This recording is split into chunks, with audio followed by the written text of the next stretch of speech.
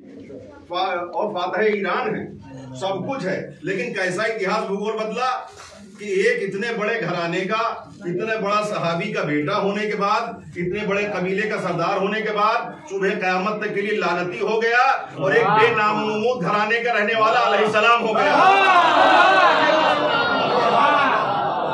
इसीलिए दुनिया को हम बताते हैं कि भाई थोड़ा सा अकल रखते हो तो ना तुम्हारी दौलत तुम्हें शोहरत दिला सकती है, इज्जत दिला सकती है, और वो इज्जत जो दुनिया में भी हो और आखिरत में भी हो। न तुम्हारी प्रॉपर्टी तुम्हें इज्जत दिला सकती है, न तुम्हारी जागीर तुम्हें इज्जत दिला सकती है, न तुम्हारा बैंक बैलेंस तुम्हें इज्जत दिला सकता है। हाँ, इन सब चीजों से एक हो सकता है कि सरकार किसी दिन नाराज हो तो ईडी का छापा पड़ सकता है, सीबीआई तुम्हारे दरवाजे आ सकती है, लेकिन जो इज्जत हुसैन देंगे वो इज्जत न पैसे की मोहताज होगी, न जागीर की मोहताज होगी, न प्रॉपर्टी की मोहताज होगी, न बैंक बैलेंस की मोहताज होगी। अब उसको आपको देखना हो तो हमारे जैसे आदमी पूरी दुनिया में घूम रहे हैं कि बैंक में देखो तो हो सकता है 5000 ढंग से न निकले, लेकिन पूरी कायनात सलाम कर रही, क्यों? का जाकिर हुसैन है, कुछ भी नहीं है, लेकिन क्या बस हुसैन का जिक्र कर देता। अब इतने बड़े हो गए कि जो हमारे बाप की उम्र के हैं वो भी खड़े हो जाते हैं, जो चचा की उम्र के हैं वो भी खड़े हो जाते हैं, जबकि न किसी का हम खर्चा चला रहे हैं, न किसी के साथ कोई इमदाद कर रहे हैं, फिर भी, और न खुद अपने पास इतना कुछ है। तो ये दुनिया में आंखें अगर इंसान की खुली हों और उसमें बीनाई हो तो इंसान देख सकता है कि हुसैन के दर पर आने वालों को क्या मिलता है। लेकिन फिर शर्त यही है कि जो हुसैन के दर पर आ गया, अब अगर उसका सर किसी और के दर पे झुका है तो फिर ये तौहीन मोहब्बत। ये मैं नौजवानों से हमेशा कहता हूँ, इस बात को याद रखना, भूखे रह लेना, प्यासे रह लेना, फटे हुए कपड़े पहन के रह लेना, लेकिन अपनी खुददारी से कभी सौदा न करना, क्योंकि ये तुम्हारा सर हुसैन के दर पर झुका है, अहले बैत के दर पर झुका है। अगर ये सर किसी और के दर पर झुक गया किसी भी वजह से तो फिर ये तौहीन मोहब्बत हो। ये कभी न करना, कुछ भी हो जाए, हालात अच्छे बुरे सबके लगे रहते हैं, वाक़ा अच्छों ने किया है, लेकिन ये खुददारी से कभी सौदा न करना कि अहले बैत के दर पर आ गए तो कभी ज़मीन का सौदा अब नहीं होगा। जैसे हुर ने सल्तनत पर लात मार दी, हुकूमत पर ठोकर मार दी, दौलत पर ठोकर मार दी, तो हुसैन के कदमों को इस तरह से पकड़ा और हुसैन ने उठा के जो सीने से लगाया तो अब हुर का सर इतना बुलंद कर दिया कि अब जब हुसैन का नाम लिया जाएगा तब हुर का भी नाम लिया जाएगा।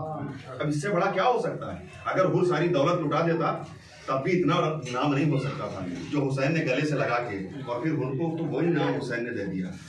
जो जिस इनाम की ख्वाहिश और तमन्ना, वो इनाम पाके तो अंबिया भी सजदा शुक्र करते हैं। जो तोहफा हुर को मिल गया, क्या वो खातून जन्नत के हाथ का बिना बोल, कितनी हौसला अफजाई, कितनी इज्जत अफजाई हुसैन ने कर दी।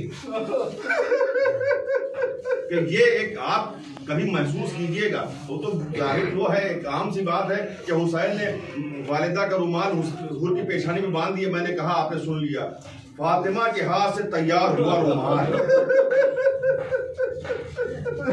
आप सोचिए कि कितनी बड़ी बात है, हुसैन ने पेशानी पर बांध दिया। क्यों? वो सर झुका के आया है, और ये पेशानी पर रुमाल नहीं बांधा जा रहा है, बल्कि ये ताज पहनाया जा रहा है। तुमने इस दिल से हमारी तरफ कदम बढ़ाया है, उस मारिफत के साथ तुमने हमारी तरफ कदम बढ़ाया। क्या इस सर को इतना बुलंद कर देंगे कि सुबह क़यामत तक तुम्हारे सामने लोगों के सर झुकेंगे हकीकत से। और लेकिन हुर का आना भी क्या खूब आना है कि बेचैनी के साथ पूरी रात टहलता रहा। जो पूछने वालों ने पूछा कि इस फौज से घबराते हो? का नहीं, हुर के दिल में डर तो नहीं आया का फिर क्या, कहीं आवाज़ों को सुनो जो अल्लाह की सदाएं, इसका जिम्मेदार कौन है? बस पूरी रिवायत नहीं पढ़ना है, 2 जुमले बात तमाम।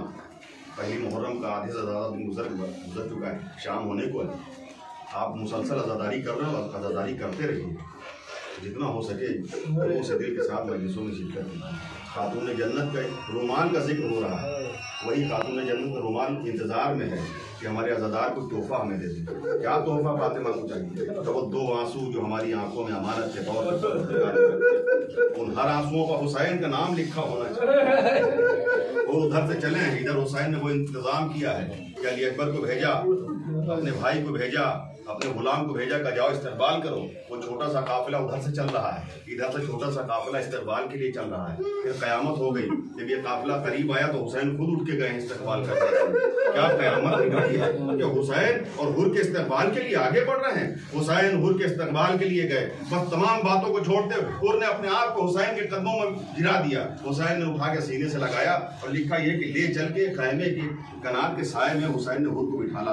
सामने हुर बैठे हैं, इधर मजलूम करबला बैठे हुए हैं। हुर का सर झुका हुआ है, निदामत सर उठाने नहीं दे रही है, लेकिन हुसैन ने क्या जुमले कहे हुर की हौसला अफजाई के लिए। ऐ हुर, हुसैन तुमसे शर्मिंदा है। तो जैसे ही कह रहा था क्या हुर चौंक गए का मौला आप हमसे शर्मिंदा है? अरे शर्मिंदा तो मैं हूँ कि जो अल्लाह की सलाहें आ रही है इसका जिम्मेदार मैं हूँ। आपको शर्मिंदगी कैसी है? क्या हुर इसलिए शर्मिंदा हूँ? अरे कि जब दुश्मन बन के आया था तो तेरे घोड़ों के सुनों पर भी पानी, ठंडा पानी डाला था कि जानवरों को भी तकलीफ न हो। अरे अब जब दोस्ती का हाथ बढ़ा के आया है तो खैमे में इतना पानी नहीं है कि अपने दोस्त के आगे ठंडे पानी से अपने दोस्त की ज़ियाफत।